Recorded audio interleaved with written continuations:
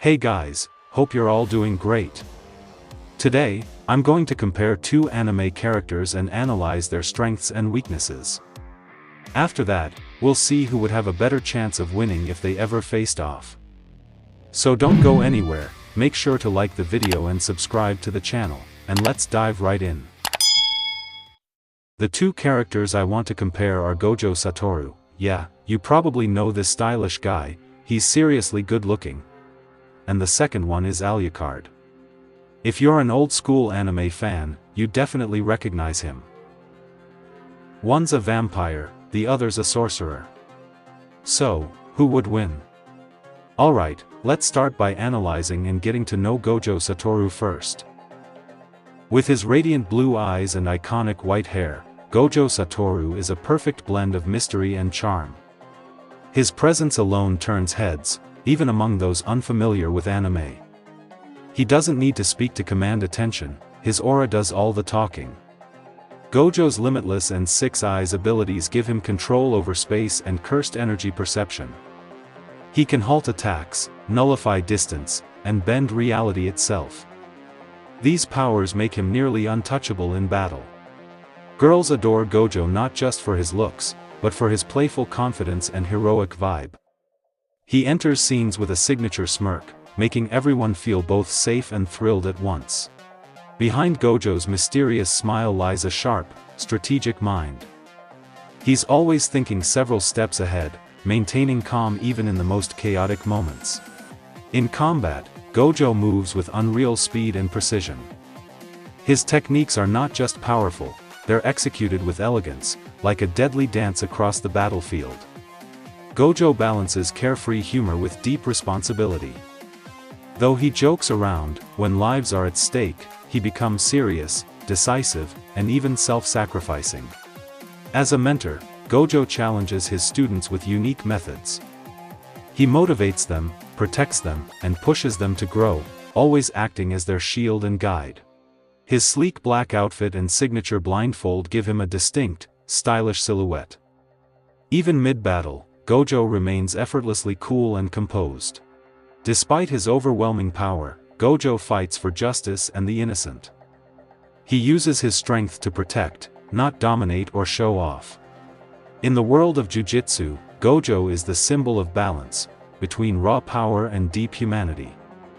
He's not just the strongest, but also one of the most emotionally grounded. Gojo Satoru, weaknesses. Gojo's biggest flaw is his overconfidence. He knows he's the strongest, and that belief can make him reckless or dismissive of threats. His emotional detachment makes it hard for him to connect deeply with others. This can isolate him and weaken team dynamics in critical moments. Gojo's limitless technique consumes massive energy. In prolonged battles, maintaining his domain or infinity can drain him mentally and physically. He's bound by the rules of Jujutsu society, which restrict his actions. Despite his power, political limitations can hold him back. Gojo's protective nature toward his students can be exploited. He may prioritize saving others over winning, creating tactical disadvantages. Alright, now let's move on to analyzing and getting to know Alucard. Alucard's long red coat, dark sunglasses, and devilish grin create a chilling silhouette. His mere presence overwhelms enemies before he even speaks. He's not just a vampire, he's the embodiment of fear wrapped in charisma. As the most powerful vampire, Alucard can regenerate, manipulate shadows, and summon dark creatures. His abilities defy logic and stretch beyond mortality. He's not bound by rules, he rewrites them. Alucard's relationship with Integra is built on respect, not submission. Though he could dominate, he chooses to serve. This paradox reveals a rare glimpse of honor buried deep within the abyss. He enjoys killing, but not for bloodlust. Alucard breaks his enemies mentally before destroying them physically. Fear is his true weapon, and psychological warfare is his playground. Alucard's past is soaked in pain and transformation. Once human, he sacrificed his soul for power, becoming a tragic figure haunted by centuries of torment. His story is a gothic warning. In battle, Alucard is a predator.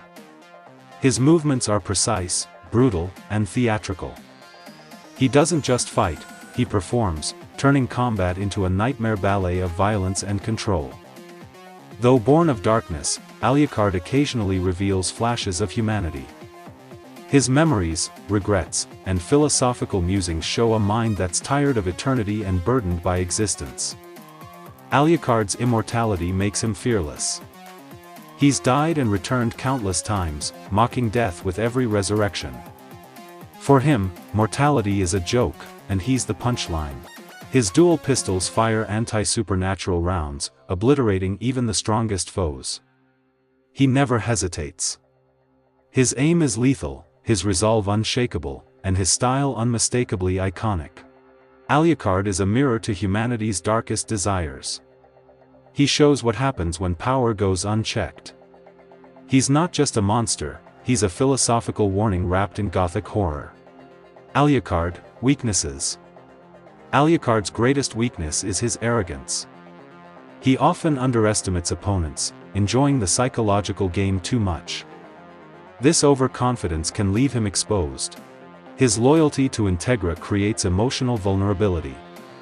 Though he's a monster, his bond with her can be exploited by enemies who understand his past. Alucard's immortality is both a strength and a curse. He's tired of existence, and this weariness sometimes clouds his judgment or slows his reactions. He relies heavily on regeneration and shadow manipulation. If sealed or restrained by anti-vampire magic, his powers can be temporarily neutralized. Alucard's mental instability, born from centuries of violence, can make him unpredictable. He sometimes loses control, turning battles into chaos.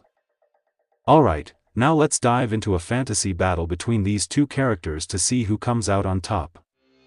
I think this battle isn't just a fight, it's a philosophical clash between two types of power, one born of light, the other born of darkness.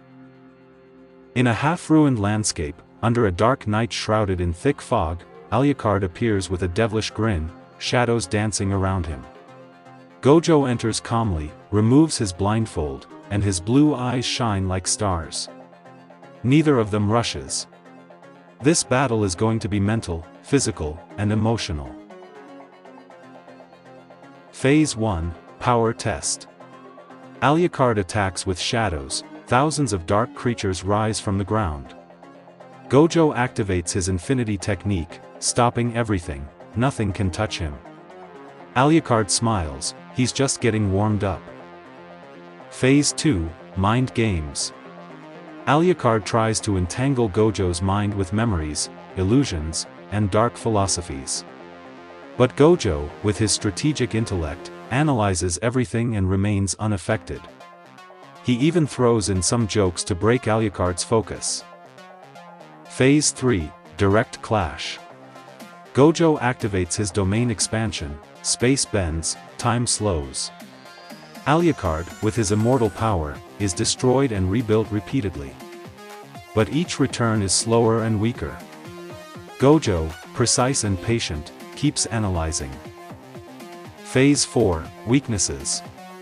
Gojo realizes Alucard's bond with Integra is his emotional weak spot. Using illusions, he makes Alucard vulnerable.